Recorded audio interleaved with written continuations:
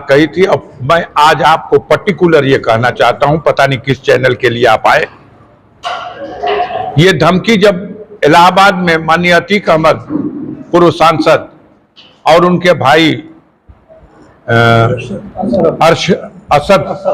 अशरफ साहब की, जो न्यायिक अभिरक्षा में पुलिस कस्टडी में थे, सरेआम गोली मारी गई, उस समय भी कुछ प्रेस के लोग मेरे पास आए थे।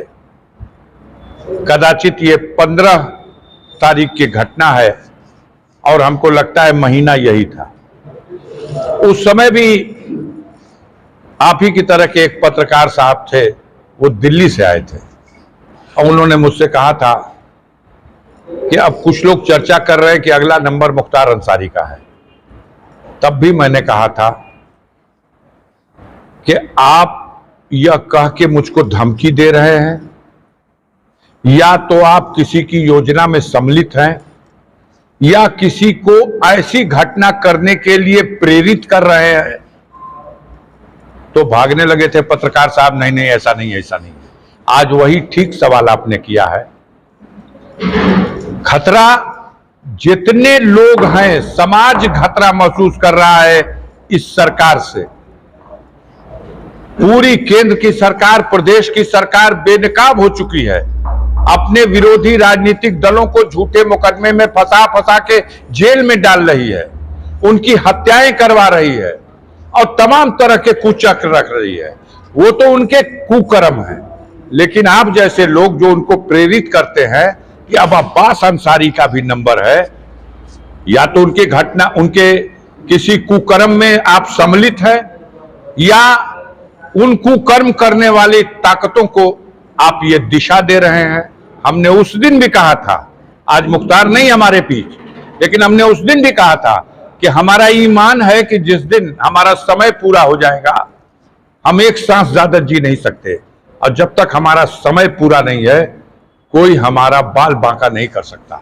और आज फिर मैं ये बात कह रहा हूं, आप नाम चला रहे हो अब्बास का, तो अब्बास की भी जान जिस दिन उसका समय पूरा हो जाएगा, उसी दिन, उससे पहले कोई सरकार, कोई दुनिया की ताकत, कोई षड्यंत्र उसका बाल बांका नहीं कर सकता।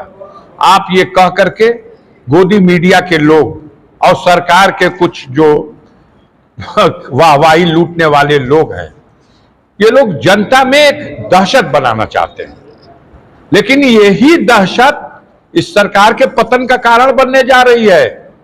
पता करो, घूमो गांव में, बस्तियों में, तमाम लोगों के आंख के पे पड़ा हुआ पर्दा हट गया है। सब लोग ये मान लिए हैं कि ये अन्याय की पराकाष्ठा है। कोई किसी जानवर को भी जहर दे के नहीं मारता, और उसकी अभिरक्षा में जो व्यक्ति है और जिसके लिए कहा जा रहा है सुप्रीम कोर्ट की तरफ से कि आप इसके जीवन की सुरक्षा का दायित्व लीजिए, इसके इलाज का माकूल प्रबंध कीजिए, सर्वोच्च न्यायालय ने कहा है। सर्वोच्च न्यायालय ने शपथ पत्र दाखिल किया इस सरकार ने। अब हमारा दिन पूरा हो जाएगा, हम भी चले जाएंगे, लेकिन याद रखें कि इस तरह का कुकर्म करने वालों का भी दिन पूरा होगा और वो भी चले जाएंगे। इसमें कंस को भी यही घमंड था कि हम अपने विरोध करने वाले सारे लोगों को मार डालेंगे या बंदी बना देंगे, लेकिन कंस का भी अंत हुआ और उसकी सत्ता का भी अंत हुआ। यही होगा इन लोगों का भी। सांसद जी, कंस का नाश तो कृष्ण जी ने किया था, लेकिन इस समय आप कृष्ण किसको मानते हैं? सुना नहीं हमने, क्या कहा? कंस का नाश कृष्ण जी ने किया था, लेकिन इस वक्त आप किसको कृष्ण मानते हैं? हमने कहा कृष्ण जी नहीं। जब धरती पर अन्याय, अत्याचार, अहंकार अपनी पराकाष्ठा पर पहुंच जाता है, तब वो विधाता जो इस पूरी सृष्टि का रचयिता है, तब ऐसी परिस्थितियां पैदा करता है। उस समय तो साक्षात विष्णु अवतार लेकर के भगवान कृष्ण आए थे, फिर कोई आएगा, वो अंत करेगा। किसको पता था? कंस ने तो कोई बच्चा पैदा न हो, देवकी के 7 पुत्रों को, पुत्री तक को भी मार डाला, लेकिन पैदा हो गया और अंत कर दिया। इसी तरह ये लोग जो कर रहे हैं, पैदा हो जाएगा और अंत भी कर देगा। जिस दिन इनका अंत लिखा होगा। भाजपा प्रत्याशी भी कह रहे हैं कि हम नंदवंश का नाश कर रहे हैं। हैं? भाजपा प्रत्याशी भी कह रहे हैं कि हम नंदवंश का नाश कर रहे हैं। वो नाश करने वाले लोग हैं।